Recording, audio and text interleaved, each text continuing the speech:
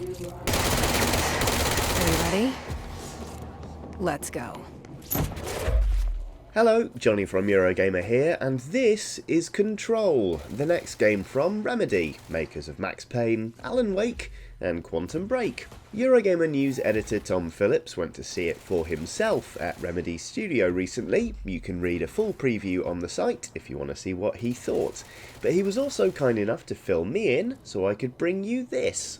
6 things you need to know about Control. First, who the hell are you, and why are you floating? Good questions both. In Control, you play as Jessie Fadden, a woman who has just been made director of a secret US government agency tasked with investigating the supernatural. The agency itself is situated on the epicenter of some seriously spooky stuff, in fact, so at least Jessie doesn't have a long commute to contend with.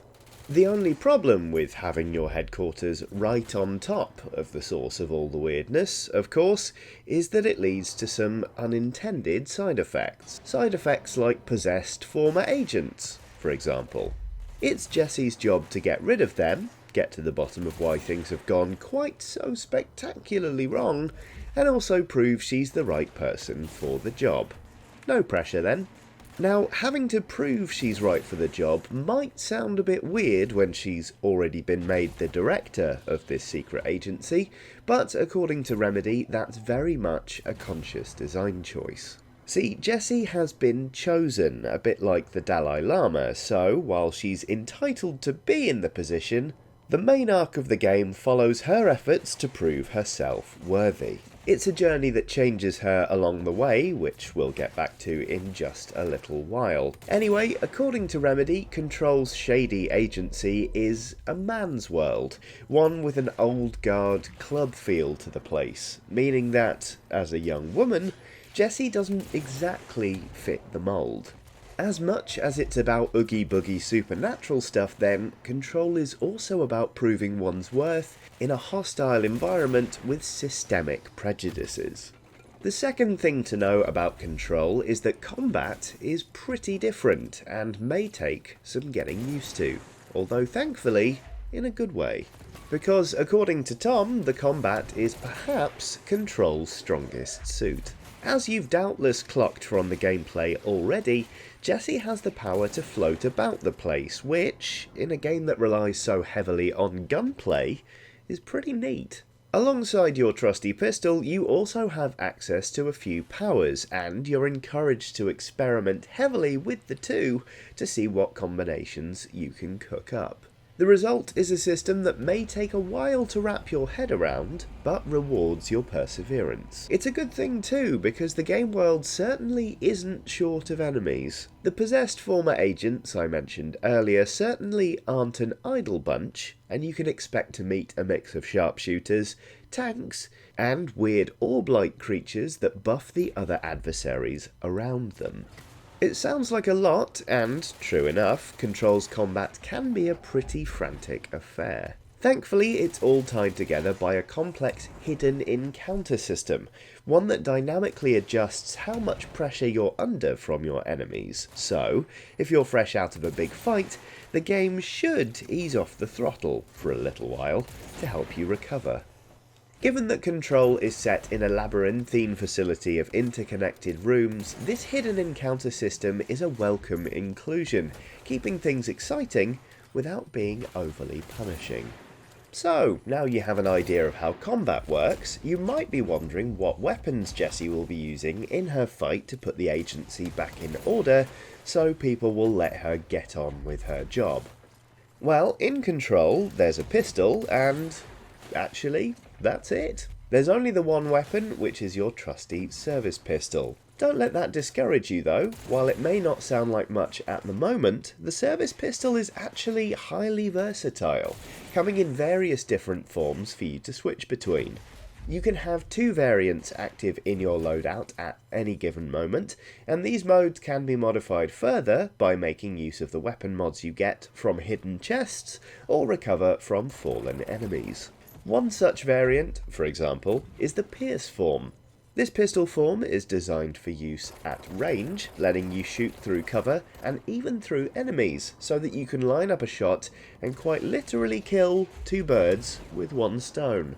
So while it's technically true that there's only the one weapon in Control, the customization options on offer ensure that you have a proper arsenal at your disposal. And the service pistol isn't the only thing you can tweak as you pick your way through Control. Jessie herself has a number of mods and powers for you to acquire. There are a bunch of character mods to be found in the game world, each of which can be added to Jessie's loadout to change stats like health or ability duration. More excitingly though, are the powers you can acquire and wield, making Jessie a force to be reckoned with. As you've doubtless gathered by now, Jessie can levitate and also use her powers to shield herself from incoming damage. But the latest preview build also showed evasive maneuvers, a ground pound ability, and an ability called Vanguard Charge, which allows you to surge across a room, dealing damage to any enemy unfortunate enough to get in your way. There's also an ability called Seize, which allows Jessie to overwhelm weakened enemies and force them to fight on her side, which, as you can surely imagine, is very handy indeed.